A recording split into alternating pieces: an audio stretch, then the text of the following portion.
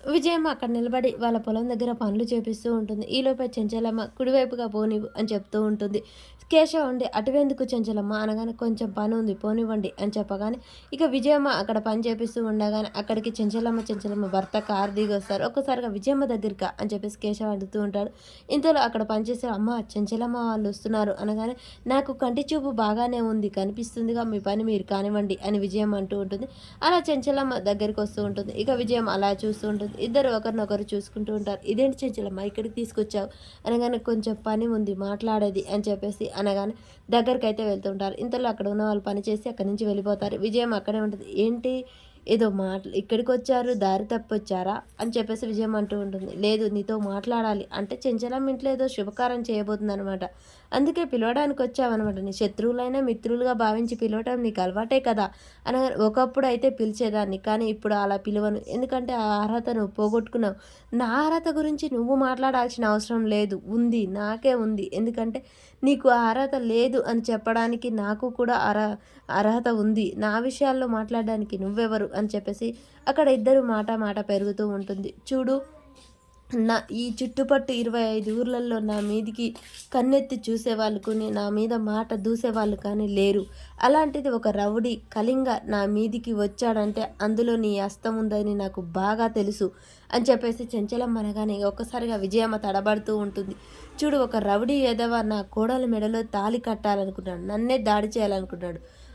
దాని వెనక నువ్వున్నావని నాకు తెలుసు. ఏదో సామెత చెప్పినట్టు ఉరుమురిమి మంగళం మీద పడ్డట్టు వాడు రౌడీ వెధవ. వాడి గురించి నాకు చెప్తావేంటి? ఆనికి ఫోన్ చేసి చెప్పాల్సిన అవసరం నాకు లేదు. చూడు విజయమ్మ ఇన్ని రోజులు ఎంత శత్రువులమైనా నీ మీద ఏడో ఒక్కడ నా మనసులో ప్రేమ అనేది ఉంది. కానీ ఆ కళింగ చేతిలో చేసిన పనిలో నీ హస్తం ఉందని తెలిస్తే నాలో కొత్త చెంచలమ్మని చూస్తావు. ఈ భూమి మీద ఎందుకు బ్రతికున్నాన్రా అనే నరకం నీకు చూపించాల్సి ఉంటుంది. కాబట్టి ఇక్కడి నుంచైనా నా కోడల విషయంలో నువ్వు జాగ్రత్తగా ఉండు. నీ హస్తం ఉందని తెలిసిన రోజు మరుక్షణం నీకు నరకం అంటే ఏంటో చూపిస్తాను. ఈ కొత్త చెంచలమ్మని చూపిస్తాను అని చెప్పేసి చెంచలమ్మ అయితే శబ్దం చేస్తూ ఉంటుంది. ఏంటి ఏదో చెప్పడానికి వచ్చి నా మీద రుబాబు చూపిస్తున్నావేంటి హామీలు ఇస్తున్నావేంటి అని విజయమ్మ అంటూ ఉంటుంది. విజయమ్మ తెలివిగా మాట్లాడకు. నువ్వు చేసిన తప్పేంటో నీకు తెలుసు. అయినా కప్పిపుచ్చాలని చూస్తున్నావు. అది ఎన్ని రోజుల్లో బయటపడదు. అది నిజమా వాసన నాకు డౌట్ వచ్చినందుకే నీకు వార్నింగ్ ఇవ్వడానికి వచ్చాను. అది నిజమే అని తెలిసిన రోజు నీకు ఎలా ఉంటుందో అది చూపిస్తాను. ఆ చెంచలమ్మ ఈ చెంచలమ్మ కాదు, ఆ చెంచలమ్మ వేరే ఉంటుంది అని చెప్పేసి అయితే చెంచలమ్మ వార్నింగ్ ఇస్తూ ఉంటుంది. ఈ లోకంలో నాకు ఇష్టమైనవి రెండే రెండు. ఒకటి నా కొడుకు, ఇంకోటి కోడలు. నా కొడుకు ఆ భగవంతుడు దూరం చేశాడు. కానీ నా కోడల్ని మనుషులు దూరం చేస్తే ప్రాణాలతో చూడను, వాళ్ళ రక్తం కండా చూస్తాను అని చెప్పేసి అయితే ఇక చెంచలమ్మ విజయమ్మకు వార్నింగ్ ఇస్తూ ఉంటుంది. విజయమ్మ తడబడుతూ అలా చూస్తూనే ఉంటుంది. ఇక చెంచలమ్మ అయితే వార్నింగ్ ఇచ్చి అక్కడి నుంచి వెళ్ళిపోతూ ఉంటుంది. ఇక విజయమ్మకు వార్నింగ్ ఇచ్చి చెంచలమ్మ వెళ్ళిపోతూ ఉంటుంది. సింధూర స్వామీజీ అన్న మాటలు గుర్తు చేసుకుంటూ ఉంటుంది. చూడమ్మా మీ ఇద్దరిది 7 జన్మల బంధం అని చెప్పేసి అంటున్నాగానే చంటి చక్రం బాబాయ్ ఓ చక్రం బాబాయ్ అంటూ ఏంట్రా వీధిలో నుంచి కేకలేసుకుంటూ వస్తావు? అవును బాబాయ్ నా చిన్నప్పుడు తెర మీద హీరో రాగానే ఇలాగే ఈ వీలలేస్తూ విజిలేస్తూ గట్టిగా అరిచేవాడిని. అంటే ఏంట్రా నేను ఇప్పుడు చక్రం బాబాయ్ హీరో అంటావా అని బసవ అంటాడు.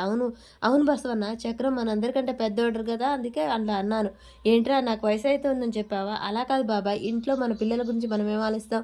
వాళ్ళు పెద్దవాళ్ళ గురించి చూసి నేర్చుకోవాలని అనుకుంటారు కదా. అలాగే నీ దగ్గర నుంచి కూడా మేము నేర్చుకోవాలనుకుంటున్నాం. అందుకంటే నువ్వు మాకంటే పెద్దవాడివే కదా బాబాయ్. పిండి ఉంటే నీకు ఇష్టమైనవన్నీ వండి పెట్టేది. ఇప్పుడు నీకు ఇష్టమైనది ఏంటో చెప్పు బాబాయ్. నీకు ఇష్టమైంది ఏంటో చెప్పు బాబాయ్. పప్పుచారుతో ఉప్పుచారు అబ్బా కాంబినేషన్ బాగుంటుంది బాబాయ్ అని చెప్పేసి అంటుంది. ఈలోప చంటి కూరగాయలు కింద పోవడంతో సింధూర అక్కడికి వస్తూ ఉంటుంది. చంటిని తన భర్తగా అంగీకరించి ఇక చంటి కాళ్ళకైతే ఆశీర్వాదం తీసుకుంటూ ఉంటుంది. సింధూర దండం పెట్టుకుంటూ ఉంటుంది. ఈలోపే చెంచలమ్మ పిలవడంతో సింధూర లోనికి వెళ్తుంది. నేను ఒక నిర్ణయం అయితే తీసుకున్నాను మీ అందరికీ చెప్పాలనుకుంటున్నాను అని చెప్పేసి చెంచలమ్మ అంటూ ఉంటుంది. ఏంటి ఆ నిర్ణయం చెంచలమ్మ అనగానే మన కోడలు సింధూరకు మళ్ళీ పెళ్లి చేయాలనుకుంటున్నాను అని చెప్పగానే ఇంట్లో అందరూ సంతోషపడతారు. చంటితో సహా ఒక సింధూరే టెన్షన్ పడుతూ ఆలోచిస్తూ ఉంటుంది. మరి చెంచలమ్మ పెళ్ళికొడుకుగా ఎవరిని తీసుకొస్తుంది? ఏం జరుగుతుంది? సింధూర తన మనసులో బయట చెప్తుందా? మరి చంటి తన మెడలో తాళి కట్టడానికి చెప్తుందా? ఏం జరుగుతుంది అనేది మనకు రేపటి ఎపిసోడ్లో తెలుస్తుంది ఫ్రెండ్స్. ఈ ఛానల్ని ఆదరిస్తున్నందుకు మీ అందరికీ చాలా ధన్యవాదాలు. అలాగే అశ్విని విలేజ్ లైఫ్ ఛానల్ని కూడా సబ్స్క్రైబ్ చేసుకొని నన్ను ఆదరిస్తారని కోరుకుంటున్నా friends. Please support me, subscribe చేసుకోండి అశ్విని విలేజ్ లైఫ్.